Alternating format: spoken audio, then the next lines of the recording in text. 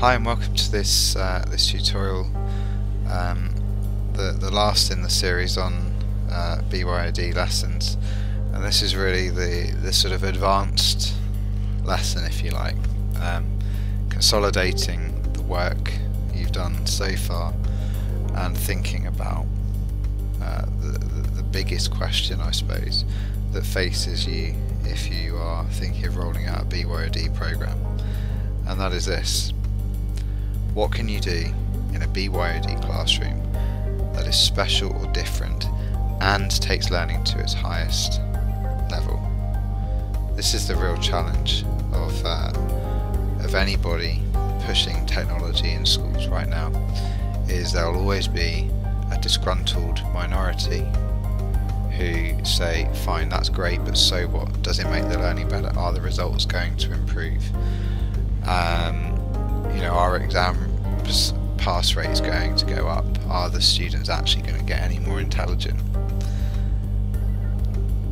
It's a difficult question, and I don't think that those questions that I just gave as an example are particularly relevant or pertinent questions. I think those are questions which are challenging but are unnecessary. I think when you look at this, what can you do that's special or different and makes learning better? Well, for me, I think there are two possible answers. I think that you can create students who have immense independence, or you can create a classroom where there is an absolutely immersive interactivity. Let's deal with them one at a time. If you have students who have immense independence, what that means is, obviously, they're independent learners. But what that also means is that you are allowing for self-paced learning to happen. This is something that I think is really very important. I think that it's a really great way of differentiating your students, allowing them to work at their own pace. I think the flipped classroom, which I mentioned in an earlier tutorial, is a great example of how self-paced learning can happen, and immense independence can come of that. More than that, if you really have succeeded in getting your students to be immensely independent, you will find that they are also self-motivated. That's the ultimate challenge. That is the ultimate challenge of learning in general. That is education. That should be education's ultimate goal, is that students want to learn of their own accord for the sake of learning. Doesn't happen very often. This is a fault. But this environment, I think, lends itself to achieving that goal in a way that perhaps we haven't seen for a very long time. What immense independence doesn't mean is that you as the teacher don't do anything. Doesn't mean we don't support our students. It simply means that we are helping them gain the tools that they need to be independent learners. We are giving them the tools to learn at their own pace, not the pace that we set, not the pace that the weakest or the strongest student in the class sets, but the pace that they feel comfortable with. And we support them at that pace. And as a result of that, they feel more motivated. They feel that they are getting the support that they need in the way that they need it. Okay, so the almost the opposite of that, but not necessarily separate, is the idea that your classroom becomes immersive in its interactivity. It means that you have a really high level of engagement. You use your devices to engage your students in ways that you haven't been able to before. If you think of the SAMA model in an earlier tutorial, you're looking at redefinition, you're looking at engaging with them in ways that they couldn't do before, with using things that you couldn't use before.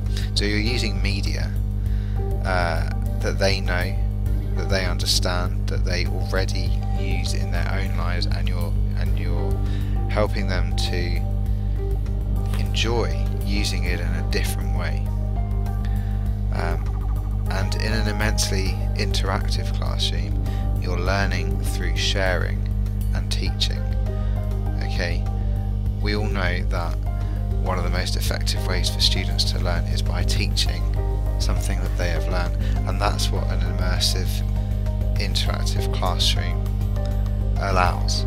That's what it's all about. It's all about students engaging with each other, engaging with content and media, creating content, sharing it with each other or their peers outside of that classroom, and using it to consolidate their own learning. Now, both of these methods should involve making content,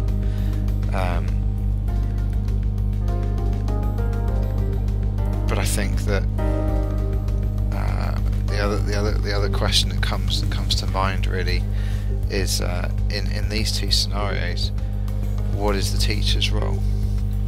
Well, I think really, I guess I sort of touched on this already, that in a really advanced BYOD lesson, it's the same as any other really good lesson. The teacher really is almost invisible, because the students are engaged and they want to continue engaging with the topic. The teacher becomes a guide or a mentor rather than the leader, the dictator at the front of the room. Okay, that's not to say that there's no support. That's not to say that the teacher doesn't need to be there. What I mean when I say that the teacher becomes invisible is the same as what I mean if I say that the devices themselves should become almost invisible. Is that the process of learning is different in a BYOD classroom if you're getting it right. It doesn't have to be teacher at the front, students in rows. I'm going to impart information, you're going to absorb it, and that's the only interactivity we have. In a BYOD classroom, the teacher's presence is a very different one. He or she can move around the room, can talk to individual students, and it's quite conceivable that a student might not talk to their teacher for a whole lesson, maybe, if that's the way it pans out. It may be that they talk to their teacher for a whole lesson, one-to-one. That could happen as well. It's about the role being different, that you will get the attention that you need when you need it, but the rest of the time you still know how to get on with the work that you want and need to do. And it's the same with the device, that the device doesn't make the lesson, the device simply facilitates the learning that is happening. So let's think about what can happen. What can happen if you get BYOD right? Some of the simple practical things. Okay, we could have an environment where there's no paper. Okay, where work is handed in, created, marked, all online, all by email, or by some system that you've got in place. That in itself is great. It's environmentally sound, it's practical, it makes sense. That is the world that we are moving towards. Your students can have digital portfolios. They can keep track of their work in a really coherent, safe, sensible way. And they can keep their work not just for the semester, the term, the year, but for their whole academic careers. For the whole rest of their lives, they can have a record of what they have achieved. They can see genuine improvements in where they started and where they end up in a way that hasn't really been possible before. That in itself is valuable.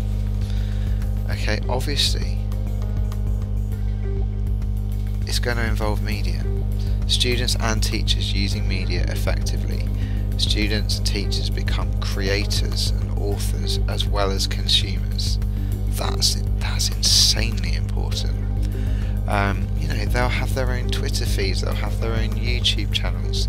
Schools might have their own Facebook page. It doesn't really matter. You know, the specifics will change, of course. You know, new things happen are coming out all the time, and what's popular now won't be popular in 6 months, a year, 2 years, whatever. But the principle of it is that students and teachers have a really strong handle of the technology that is out there. And it may be that students will learn to have the sort of school version of themselves, the academic version of themselves, and a private version of themselves. That they have private accounts that they keep private, and they have the public face that they put forward. And that's very sensible. That's something that we should encourage. That is wise, and that's using media sensibly and effectively. Other things that are going to happen is, learning is going to become more personal, because we are creating content for our students. We are not being given a textbook written in 1983 and saying, right, this is still relevant, let's use this. We are saying, right, what's going on now? How do I teach French now to make it relevant to now? How do I teach physics so that it's relevant to now? What can I do to make this personal for my students? Okay, and that's really, really important. Teachers and students can create content using ebooks and videos and really making stuff that talks to their students specifically. Okay, all of that is really important. But I guess from my perspective, what BYOD devices in the classroom will lead to there are three things I think that can happen, that could be really big changes. I think the rules of the classroom will have to change. Sitting straight, quiet, facing the front, absorbing information is no longer relevant, and we're going to have to rethink how to manage a classroom. I've already touched on the fact that I think the role of the teacher is going to change. It has to change, it needs to change, and it's appropriate that it changes, that the teacher no longer becomes the person who just imparts information and facts and is listened to without challenge or question.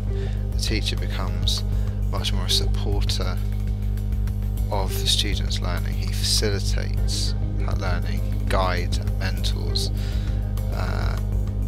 but doesn't necessarily have to answer all the questions. And that's great, that's really positive and important.